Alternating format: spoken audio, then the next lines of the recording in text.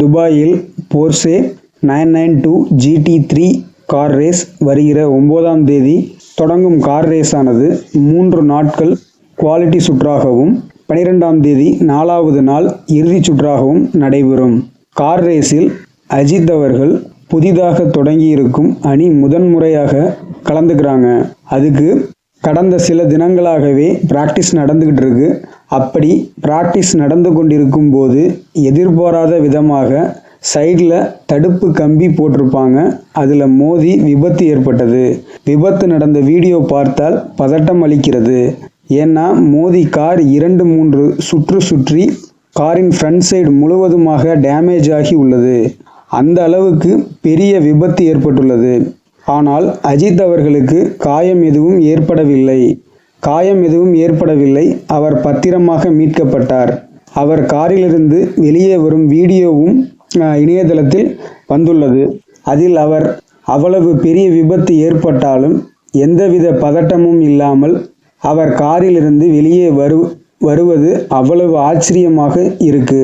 அந்த இடத்தில் அஜித்தை தவிர்த்து வேறு யாரும் இந்த நிலைமையில் இவ்வளவு கேஷுவலாக வருவாங்களான்னு தெரியல. இது அஜித் அவர்களின் தன்னம்பிக்கையும் அவர் கார் ரேஸ் மீது வைத்திருக்கும் ஈர்ப்பையும் காட்டுகிறது. இந்த சைடில் பார்த்தா அஜித் ரசிகர்கள் அதை பார்த்து ரொம்ப பதட்டம் அடைகிறாங்க. இவருக்கு கார் ரேஸே வேணாம்னு சில பேர் சொல்வதையும் பார்க்க முடிகிறது. விடாமுயற்சி பொங்கலுக்கு வரும்னு சொல்லிட்டு இருந்தப்ப இந்த படம் பொங்கலுக்கு வராதுன்னு அஃபீஷியலாகவே சொல்லிட்டாங்க. அடுத்து இந்த விபத்து நியூஸ் என தொடர்ந்து அஜித் ரசிகர்களுக்கு அதிர்ச்சி நியூஸ் தான் வந்துட்டு இருக்கு. இருந்தாலும் அஜித் அவர்கள் மேற்கொள்ளும் முயற்சி மெய்சிலிர்க்க வைக்கிறது. இதற்கு முன்னதாக 2003ஆம் ஆண்டு நடைபெற்ற ஃபார்முலா ஆசிய BMW சாம்பியன்ஷிப்பில் கலந்து கொண்டுள்ளார். 2010இல் நடைபெற்ற ஃபார்முலா 2 சாம்பியன்ஷிப் என பல போட்டிகளில் கலந்து கொண்டுள்ள அஜித்குமார் 15 வருடங்களுக்கு அப்புறம் ஒரு டீமையே உருவாக்கி துபாயில் பயிற்சி எடுத்துக்கொண்டு இருக்கிறார். அப்போதுதான் இந்த விபத்து ஏற்பட்டுள்ளது. இதை முடித்துவிட்டு இன்னும் சில நாடுகளிலும் கலந்து கொள்வதாக தகவல் வெளியாகியுள்ளது.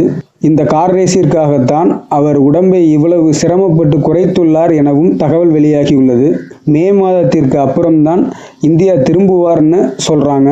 இப்படி பல கோடி ரூபாய் செலவு செய்து அவர் அந்த கார் ரேஸில் மேற்கொள்ளும் முயற்சி அஜித் அவர்களின் பல நாள் கனவு எனவும் சொல்லப்படுகிறது. சினிமாவில் ஆரம்ப கட்டத்தில் இருக்கும்போது அவர் கலந்து கொள்ளும் கார் ரேஸ் பற்றிய தகவல்களை பத்திரிகையாளர்களிடம் அழைத்து கார் ரேஸ் பற்றிய சில தகவல்களை பகிர்ந்துள்ளார். அதில் அவர் கூறியதாவது, இந்த மாதிரி கார் ரேஸுக்கு ஸ்பான்சர் பண்ணுறவங்க நிறைய பேர் முன்வரணும், பெரிய நிறுவனங்களும் முன்வரணும்னு அவரோட ஆதங்கத்தை பத்திரிகையாளர்களிடம் பகிர்ந்துள்ளார்.